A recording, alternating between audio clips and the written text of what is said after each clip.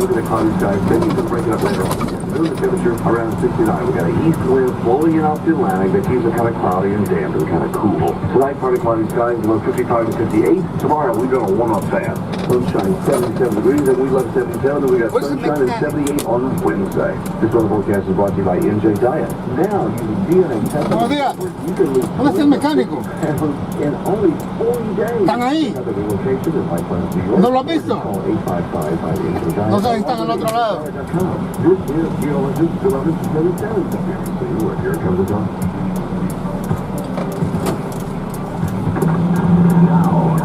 Chris Plant Show. Radio show. Chris Plant on WABC.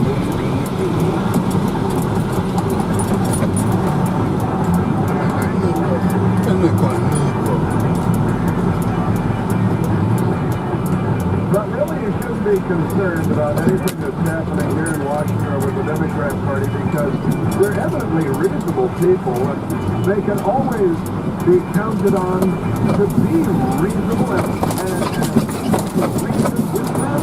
And they're not violent and they're not angry, they're not bitter, they're not vitupeраtive, and they don't hurl violence over insult.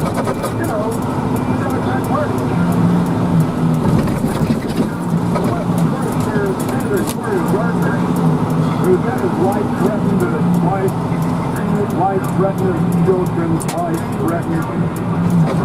The Republican senator from Colorado wanted to be known that his wife has a video on her cell phone of a decapitation, a human decapitation, apparently ISIS or some kind of radical Islamic jihadi murder in the name of the jihad, Islam. That's right. That's right. In the wake of his vote to confirm Supreme Court Justice Brett Kavanaugh on Saturday, Republican Senator Cory Gardner of Colorado revealed to Fox News on Sunday that his wife had received a graphic text message with a video depicting a beheading, and that someone had publicly posted the names and addresses of his family. See, you gotta get the other family members, you gotta threaten all the family members because the left. You know, you can't murder 100 million people if you don't start. And they started in 1917, and then within 100 years, they've murdered 100 million people, more than any group in the history of humankind, easily, hands down. They're the left. They have murder in their hearts. They love Planned Parenthood, the American Harvest. Gardner announced his support for Kavanaugh in July and reaffirmed it after reviewing the supplemental FBI report into uncorroborated sexual misconduct allegations against him by the Democrats. And of course, the just don't care about sexual assault. So that's a completely separate subject. You don't have a sexual assaulter over here. You have a federal judge who went to Catholic school in the suburbs of Washington, D.C. in Montgomery County. The rest is fabricated. The rest is made up. It's very separate. They're getting the wives, and some Democrat on Capitol Hill, doubtless, made available to left-wing groups the cell phone numbers of the wives of members of Congress, members of the Senate, home addresses, home phones, cell phone numbers, which are provided to members of Congress, senators, and members of the House in a small, convenient, pocket-sized phone book so that you can contact your fellow members of Congress and so on, and all the information's in there. But it only goes to members of Congress and very high-ranking aides. So clearly a Democrat handed it's a form of doxing, D-O-X-X-I-N-G, handing out documents that will be used to target the people that they hate so much because they might be pro-life or pro-constitution or something like that. So also this other Democrat that worked for Sheila Jackson Lee, Jason Costco, who was caught doxing several Republican members of the Senate Judiciary Committee, and putting their cell phone numbers, their home addresses, threatening to put children's health information. He was extorting people, threatening people. Jackson Costco is his name. He's a little white left-wing worm of a human being, and he's now facing up to 50 years in prison, which is good. And now we should find out who leaked this stuff to get the threats out to the family members of the Senate and threatening to murder them. And they love the F-bomb, you know. Meet you and your rapist husband and you know, the usual stuff. This is what the Democrats do. I think Bill Clinton is the only rapist in the conversation. And again, on Friday night, I had dinner at a gathering of about 70 people, and one of the guests there, who I spoke to, my best girl and I spoke to for some time, was Juanita Broadrick, who is a real person, and didn't make stuff up, and all of that. And of course, the Democrats don't believe her. They don't believe her. Also, Lindsey Graham talked over the weekend, and nobody knows how to do an interview anymore. Lindsey Graham indicated at least twice on Friday that he had been spat upon by protesters. Spat upon them. I think if a protester spits on you, you should be able to punch him in the mouth. What do you think? You should just be sort of an in-kind response. You spit on the senator, you should be grabbed by the hair and cuffed and charged with assault, and you should have to have an AIDS test and then your family should be threatened with decapitation, and your children should be menaced, because that's what the left does. That shouldn't really happen, because we don't do that. We're civilized. We just wish that our left-wing brethren would stop being a violent lynch mob. But I think that's the impossible dream. It's all Michael Avenatti's fault, because they had a perfectly good scam going. The Washington Post revealed over the weekend they had a perfectly good scam going when it was just Christine Ford with this nebulous claim about who knows what year it is or what house it was, and you can ask my friend Leland Kaiser and she'll confirm it for you, and she didn't, and nobody's confirmed that corroborated anything, nothing at all.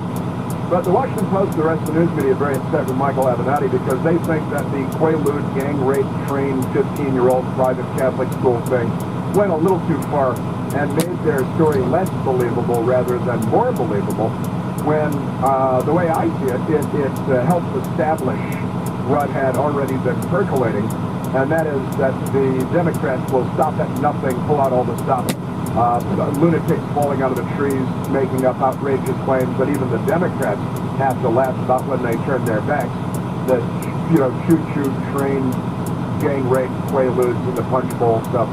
And then when you interview the dim-witted woman who made this outrageous claim about the gang rape and all of that stuff, Julie Swetnick, she says, well, I can say that I saw Brett Kavanaugh handing out red Solo cups at a party, and that he was near the place where the punch was.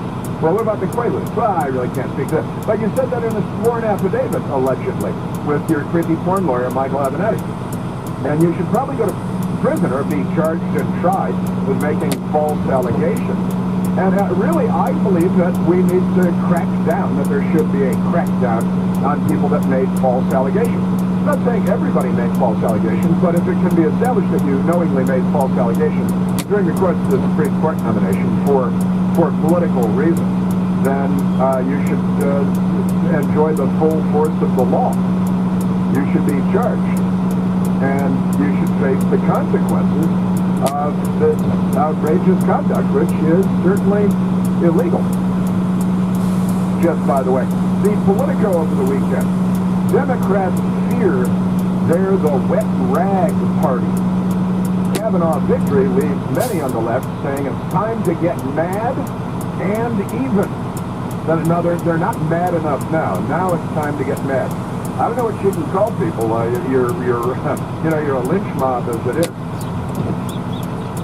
Al Franken is a longtime liberal warrior accused of predatory sexual behavior, who is now licking his wounds in exile. Licking his wounds? I don't know what that's about. Brett Kavanaugh is a longtime conservative warrior accused of predatory sexual behavior, who is now licking his wounds on the United States Supreme Court. Yeah, well, that's because these are fake. And who typed this for the party? This is the Politico. Oh, it's John F. Harris. He used to be with the Washington Post. Harris with the Post, you know. Yeah, he's a big Democrat. Donald Trump, who faces a more extensive roster of allegations than either man. Remember, we found Lori Allred's daughter, Lisa Bloom, offering people paydays if they gin up stories about President Trump. That's kind of, the Democrats, not that they've ever been caught a double crossing or paying or anything. They get caught all the time. They get caught doing it all the time. They just caught them with the paid protesters, and the news media is still lying about it. The Washington Post lied about it. DNC TV joke lied about it. The Pigeon Sisters, they always lie. They lie about everything.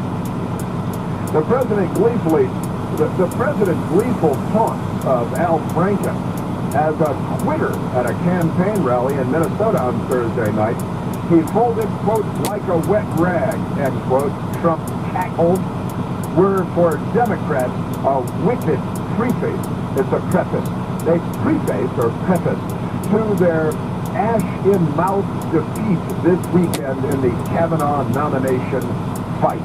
Ash-in-mouth defeat. That's what he called it, ash-in-mouth defeat.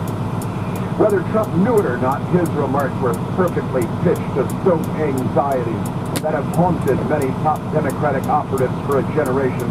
The fear that their party loses big power struggles because Republicans are simply tougher, meaner, more cynical, and more ruthless than they are. I actually don't recall any controversy over Sonia Sotomayor, who's a Bolshevik and hates the Constitution, or Elena Kagan, or I don't recall any Democrats being called child serial gang rapists after using Quaaludes. When, of course, you have Bill Clinton, that's true about him. And it's kind of funny that this lefty, John Harris, a fake journalist, says in this typed-up piece for the party, because the Republican base, as it's called, Republican voters would tell you, that for years we've been mixed with the Democrats because they're not nearly tough enough. The Democrats are much meaner, much tougher, much more cynical, much more ruthless than the Republicans ever are. We got mumbling Mitch up there. Although he did go from being Turtle Boy to being the Snapper, because now he's the Snapper Turtle. He's a snapping turtle. And he's tough. He lashes out. And Lindsey Graham, he's like Rambo. He's the Rambo of the Senate at this point. So John F. Harris, the Democrat pretending to be a journalist, his story here is that the Democrats really need to get more vicious. That they need to get more mean-spirited, more ruthless, because they're not nearly mean enough. Because he groped me when I was 15, but I can't remember what year it was that I was 15 story. And he wagged a weenie, although I really can't remember who it was, making front pages across the country. That's not mean enough. And then the Michael Avenatti, Julie Swetnick, the creepy porn lawyer, and this gangbang girl, she likes it. That's what her ex-boyfriend said. She tried to drag her ex-boyfriend into the group sex scene, Julie Swetnick. And nobody believes the word that nobody. Well, she doesn't. Her lawyer, sleazy porn lawyer, creepy porn lawyer. Nobody believes what she said. But the Democrats and the media, they carry this anyway. This is it. Yes, they do. Let's go to the telephones. Now I got a bunch more fun audio to get to too. Yeah, Corey Gardner's one position application. There's somebody that MSNBC are not going to report that.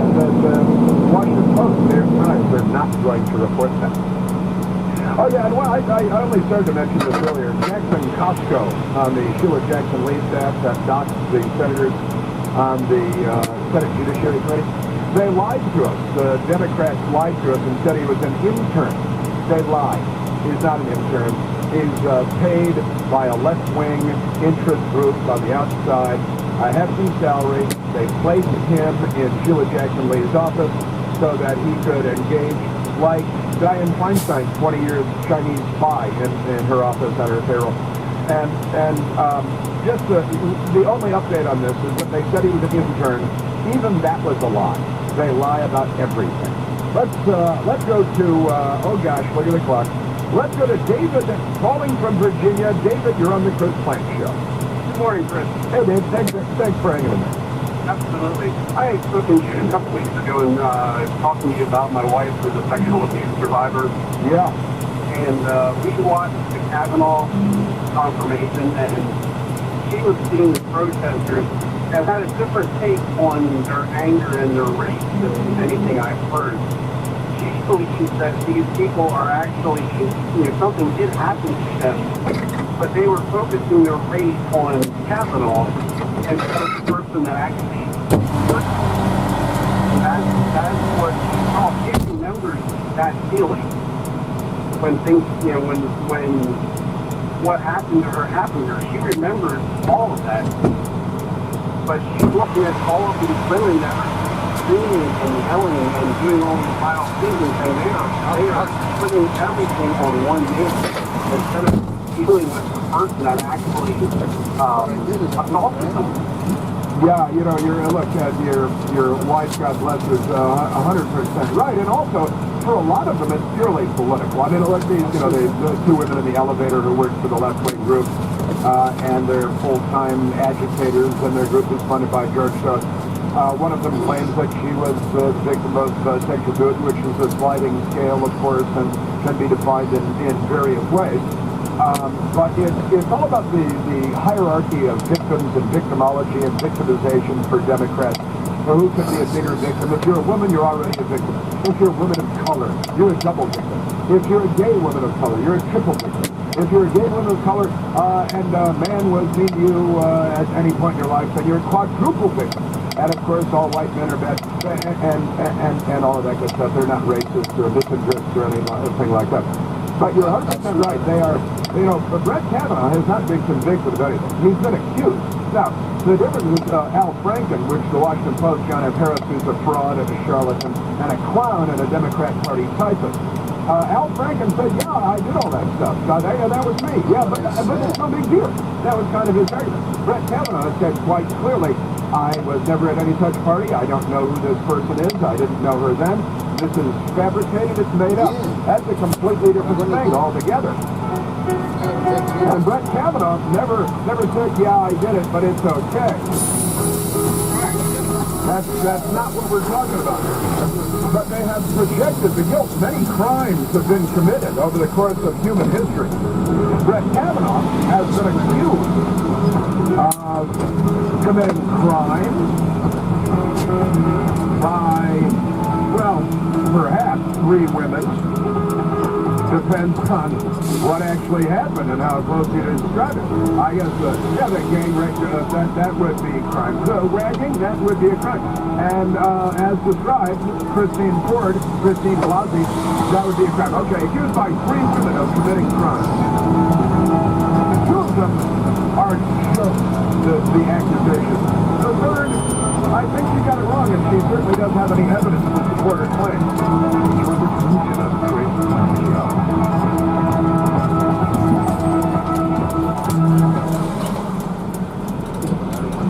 The following is not an actor, but a real-life story from Trinity Debt Management. I had a lot of credit card debt, and I couldn't pay my bills. I was feeling so bad. I got to a point where I needed some help.